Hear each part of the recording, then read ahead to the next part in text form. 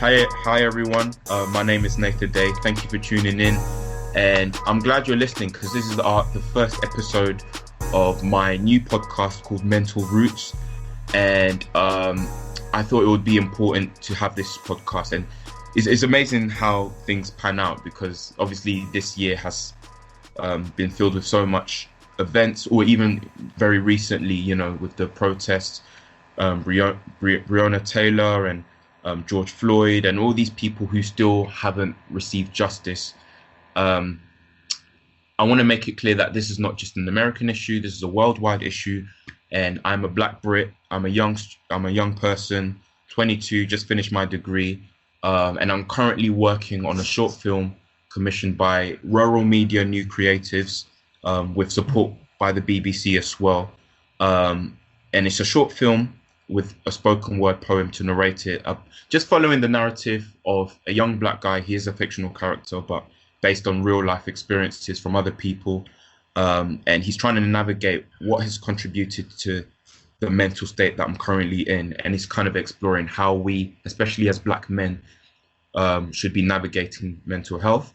And obviously I want to base this on real experiences. So I'm here today with my first guest, Tayo. Tayo, if you please want to introduce yourself to the listeners, say who you are, what you do, and then we're going to get straight into it.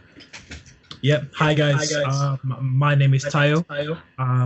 I work at the moment. I'm working in the civil service, but I also have an events and talent management company called Young Future. We're literally just a platform just trying to give people an opportunity to showcase their skills and abilities.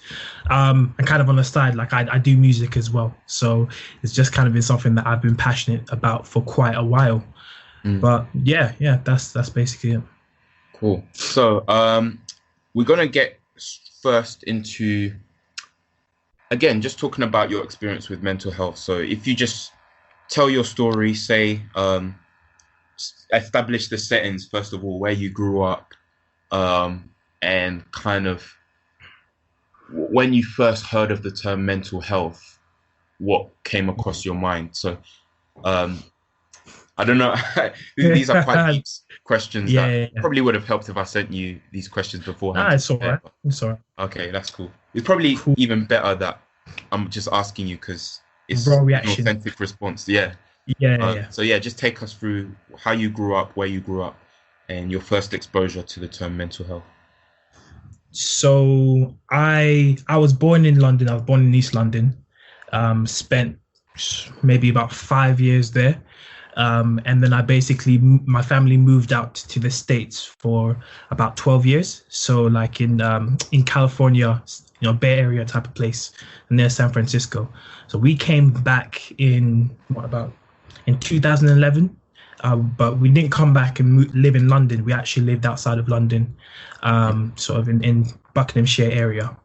And now we live in London, but yeah, so that's kind of, the progression over time.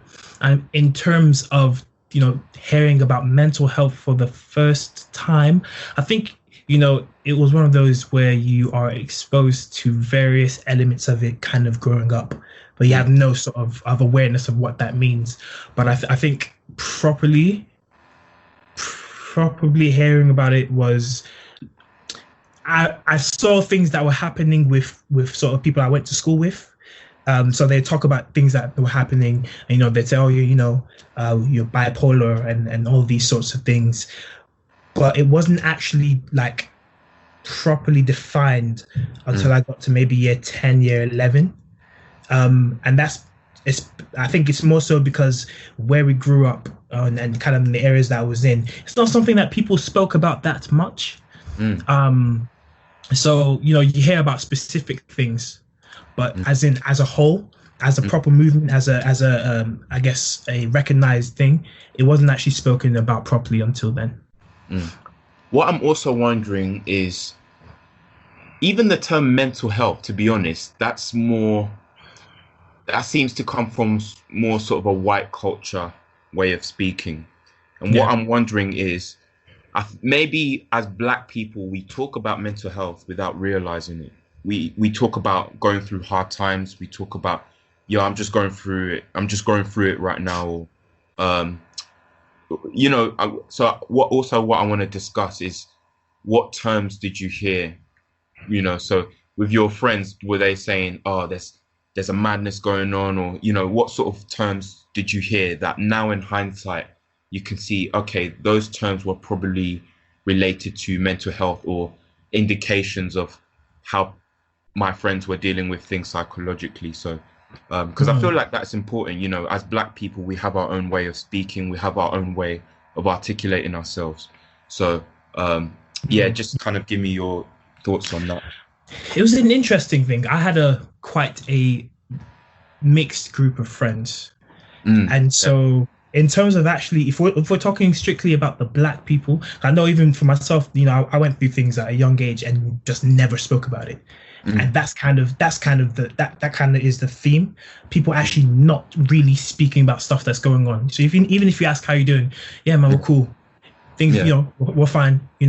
Like it was, I guess I would say probably from my perspective, it was more so whatever's happening to me stays in the household.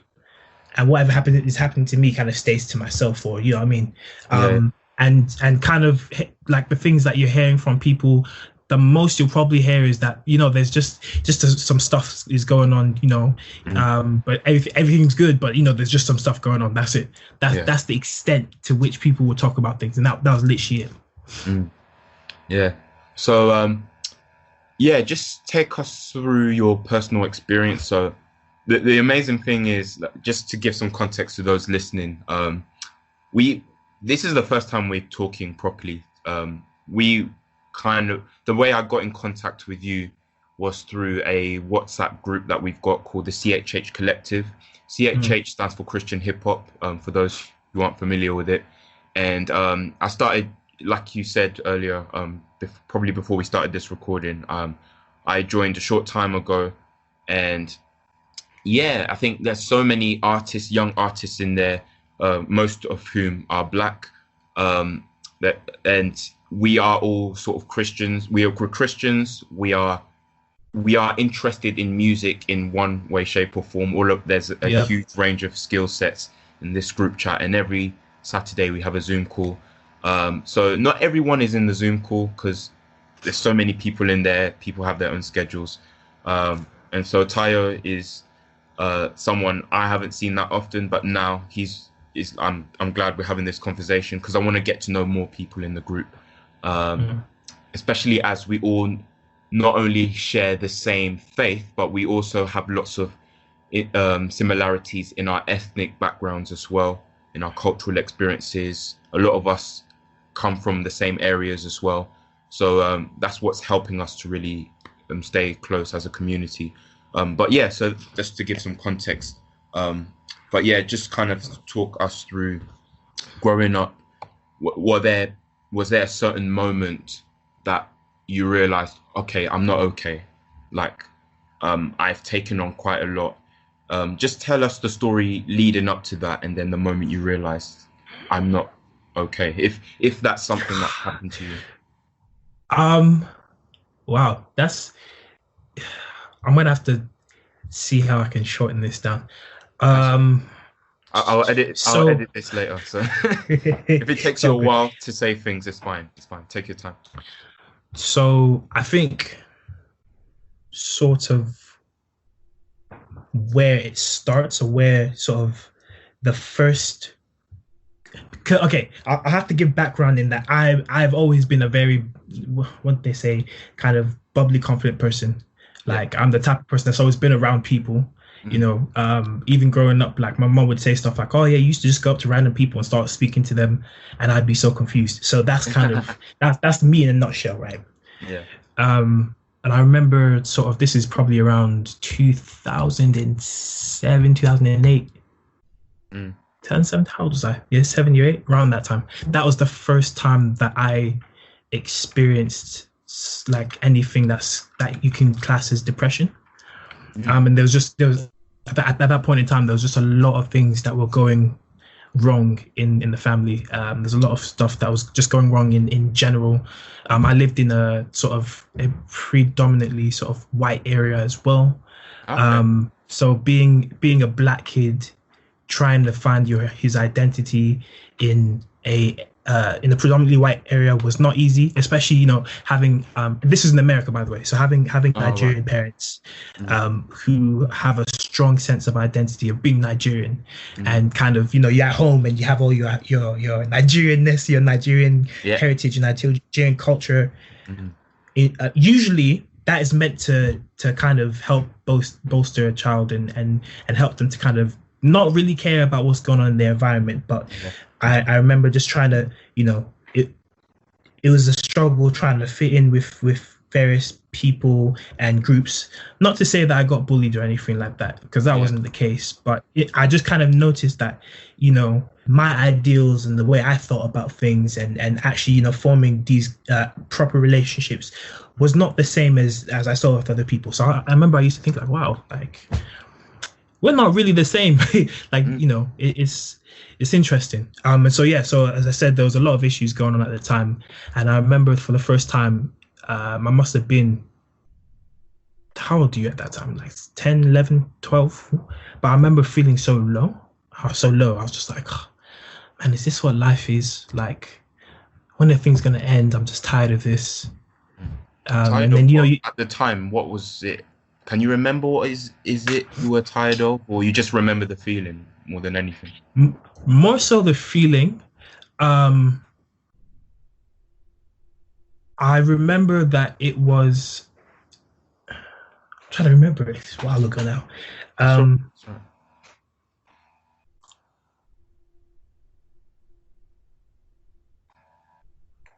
I remember we had there was basically certain issues that had basically happened in the family where there's a bit of separation.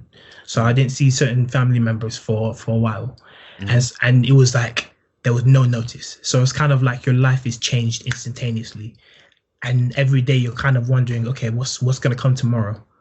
And things had basically just started changing. Obviously, going through puberty as well.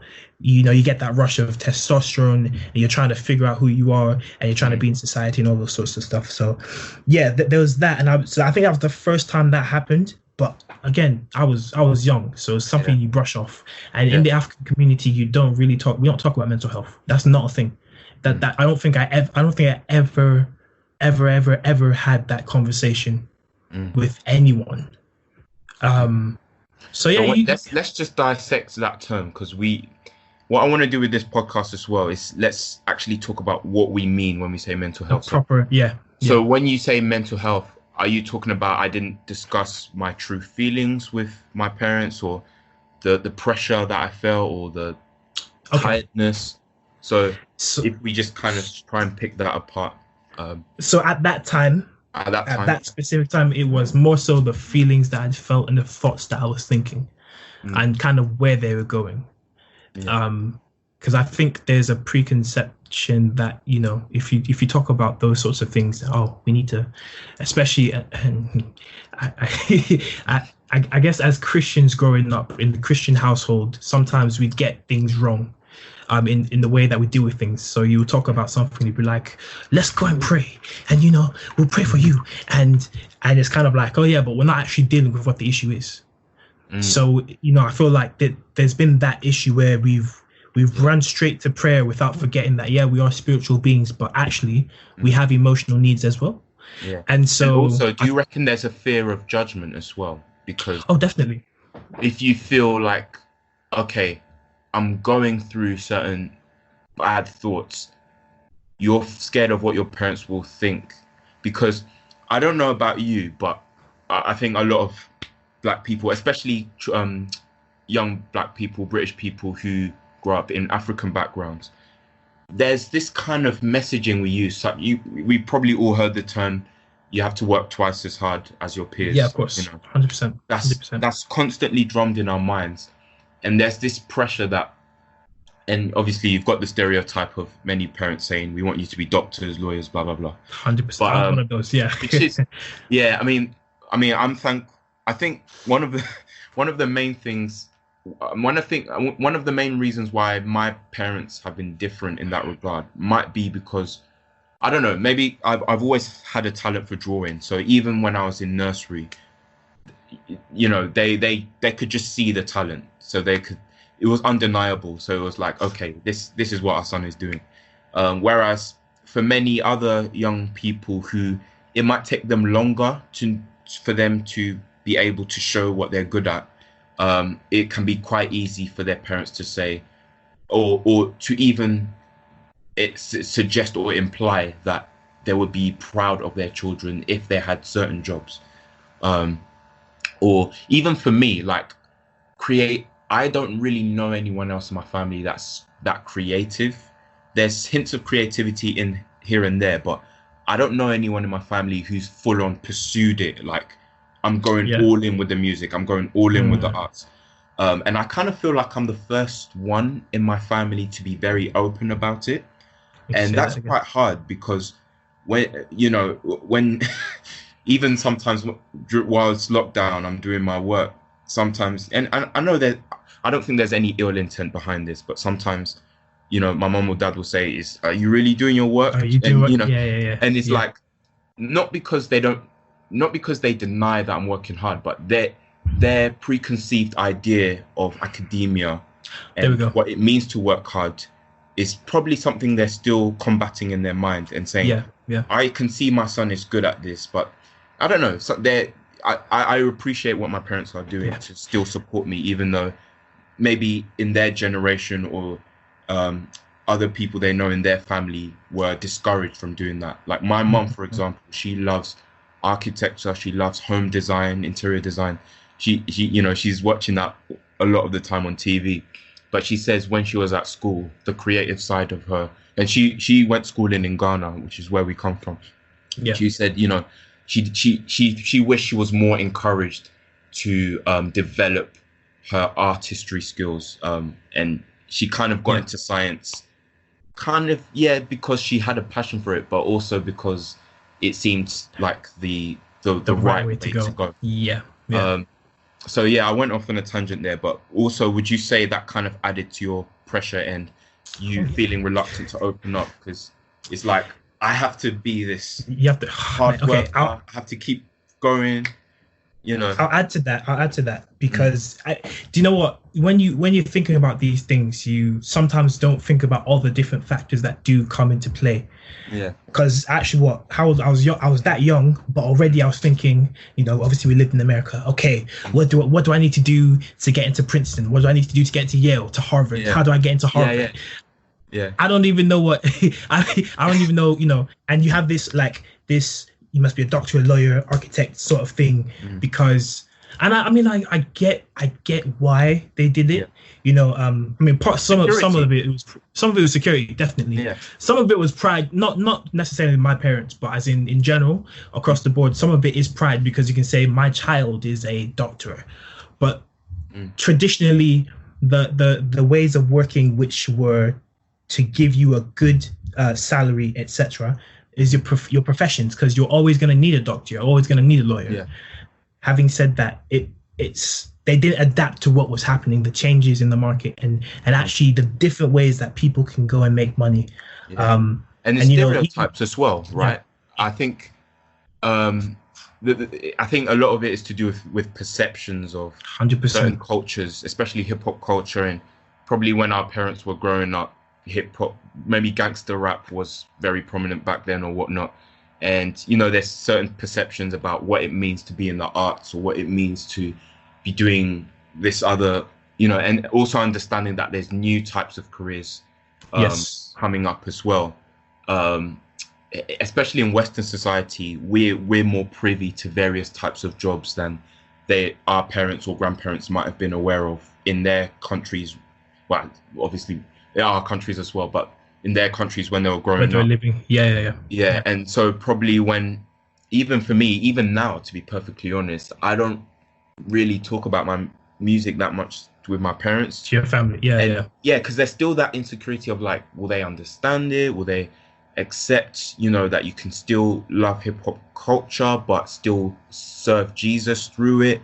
And still use it in a positive way? Do they really understand it? Can they really understand it the way we understand it?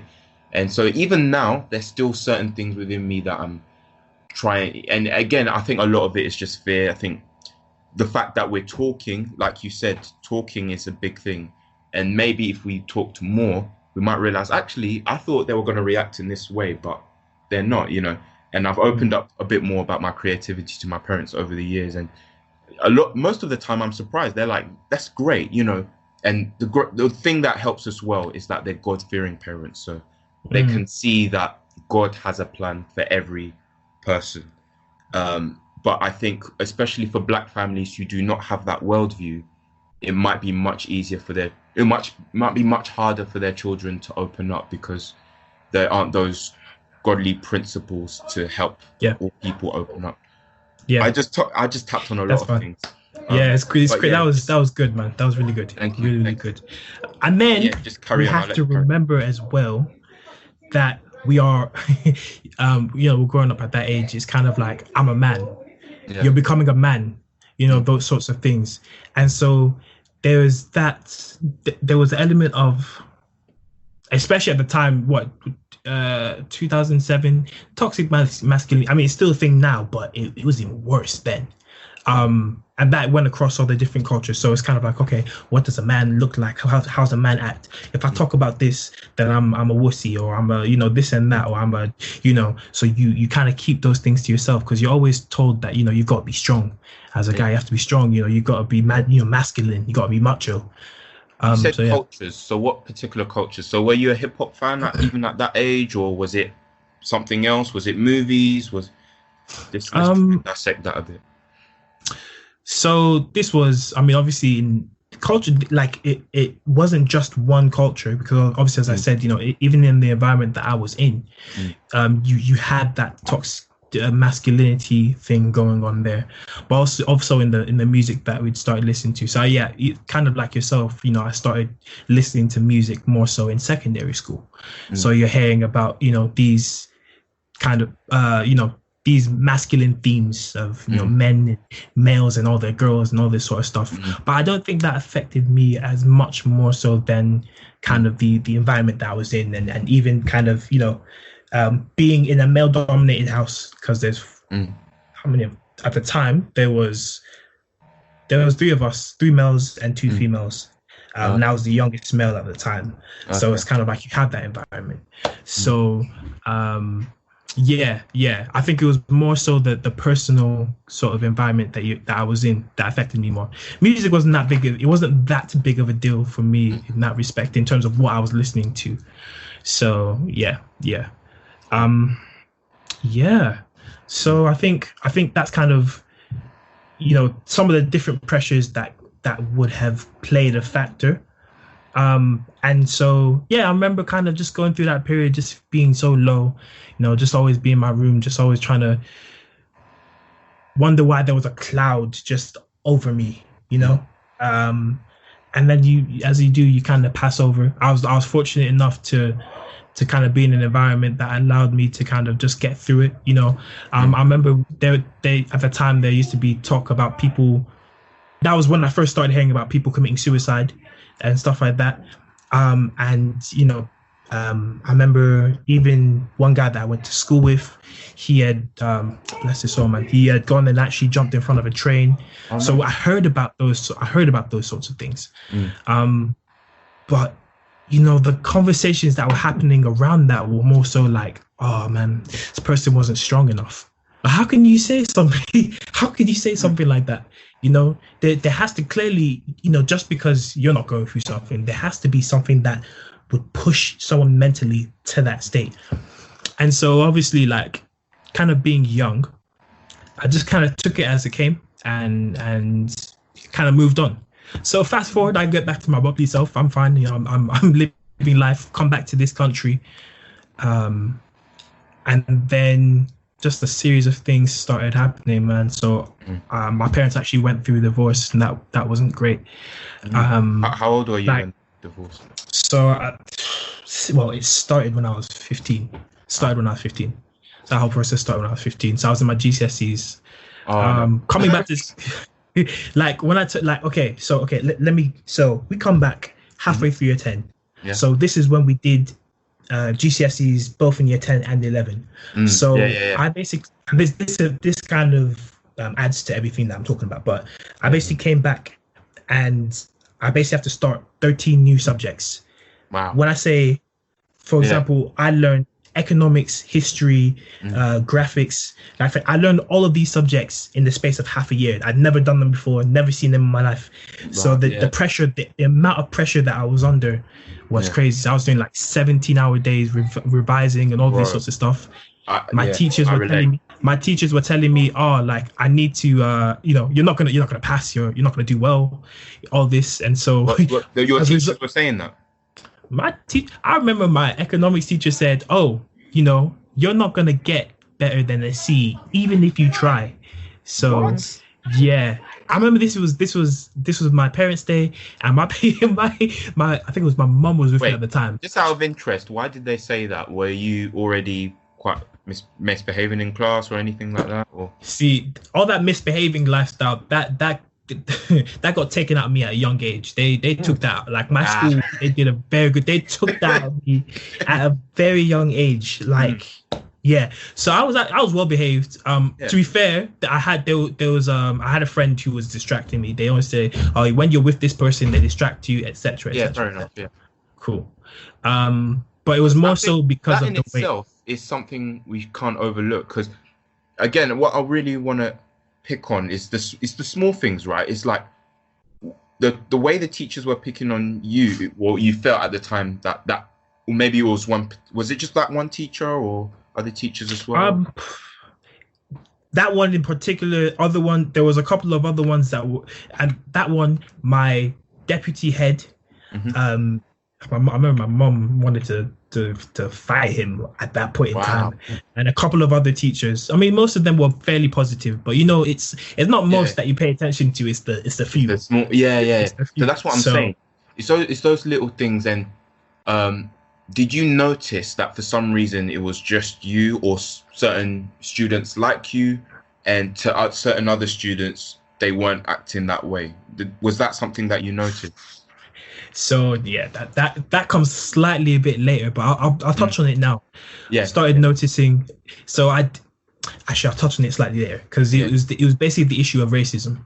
So I'll touch with that later. Okay. So I'm doing my 16, 17-hour days, and I remember the first time, like, the pressure was so much, I actually broke down and started crying for no reason. I was literally studying, like, I think I've just done a test, or just done a test, and like I didn't do too well. Obviously, like, my parents didn't react too well, and I just broke down and started crying. Now that was for me was significant, because I was not the type of person. I'm still not really the type of person to cry like that. We just don't. This is not a thing. We don't cry. We just don't. Yeah, we don't have feelings. You know what I'm saying? And so I was just like, oh, okay, fair enough. Keep it moving. Obviously, I'm studying, so you keep it moving. Get through GCSEs, and by God's grace, man, I came out with 6 A's and 6 B's, and I was like, you know what? It's only by the grace of God, because I don't even know how I did it. I don't know. In fact, that economics, I was 1 mark off an A star. I remember that. Wow. I was like, God, I was angry. I was like, God, why not just one mark? But yeah, so for me, like, I was slaving away, and I think I got out with 1 A star. That was in arts, unsurprising. And I think I got 6 A's and 4 B's as well. Which, at the time, to be honest, it was much easier than how GCSEs are now. So I do take that into account. But yeah, I remember looking back and thinking, wow, like. But I'll talk a bit more about myself later. I'll let you finish your story. Yeah, man. And then I think it was, I just started getting engrossed and kind of involved in British culture from an outside point of view, because obviously I didn't live in London like that. So it's like the bits that I got, as I'm going through. And then I got into a 4-year relationship that was quite toxic. And obviously you don't pay attention to these things. And then obviously I'm going through year 10, year 11, year 12, year 13, and you just start to actually pick up on more of the racism. Okay. There's certain things that happened that it wasn't until actually recently that I look back and I'm like, oh wow, these were actually racist. But there were certain situations where I actually had to we had to take things up with the headmaster, because teachers were trying to pick on me for no reason. She was trying to get me in trouble for no reason. I'm I've been put on notice since year 3. I better be on my best behavior at school, or there's gonna be a problem. So, Yeah. you kind of pick up on subtle, and it's the thing is in this country, a lot of it is very subtle. A lot of the jokes, as you were saying earlier on, a lot of the gestures, a lot of it's subtle. So people can say things and you may not realize. Yeah. Yeah. So Just to yeah. come off of that, I'll just, again, a little tangent, but even now, like you said, you never really experienced bullying, but I experienced bullying when I was in primary school, especially around year 4 or so. This was when, so this was like the first primary school or second primary school I was in Essex. And looking back, I've realized I've never been bullied by people of my own skin color. It's always white boys. That's for my some little reason. right there. Yeah. It was, and to be honest, Essex, it is predominant, or at least the area we lived in Essex. Well, I'd say for the most part in Essex is very white dominance. There's a lot of white people. There's some areas where there's quite a lot of ethnic diversity, but in the area I lived in, there was quite a lot of white people, which I kind of wasn't used to because I hadn't lived in Essex that long. I was about 2 years in living in Essex. I was about 9 years old. And where I used to live in South London, I had a Nigerian friend in the same flat as me. And even when I went to school, I would see. So I grew up being used to seeing a multitude of ethnicities. And then when moving to Essex, I realized, okay, this is really a white man's land. Yeah. So even then, I even remember sometimes there was this one kid, or even in secondary school, actually, sometimes in the changing rooms after a PE session, there'll be these 2 or 3 sort of white boys picking on me. And I'll be like, bro, what are you doing? Blah, blah, blah. And they would imitate me in a freshie accent. Like, oh my gosh. Yeah, bro, the weird thing is, wow. This is the thing about the black experience in Britain. These things, we get so used to it. And I didn't even think about it. I came out of secondary school feeling legendary. I was like, I've got great grades, blah, blah, blah. But every once in a while, you think back and go, like, rah, like. No, you just, I just let that slide. No, but you know what? As you said that now, like, you've just unlocked like a million memories that I didn't remember I had. Wow. Yeah, continue. No, that's serious. Yeah. So I like this back and forth, by the way. Like, you're remembering stuff, I'm remembering stuff. So let's jump back to you and your sixth form experience. Yeah. Wow. So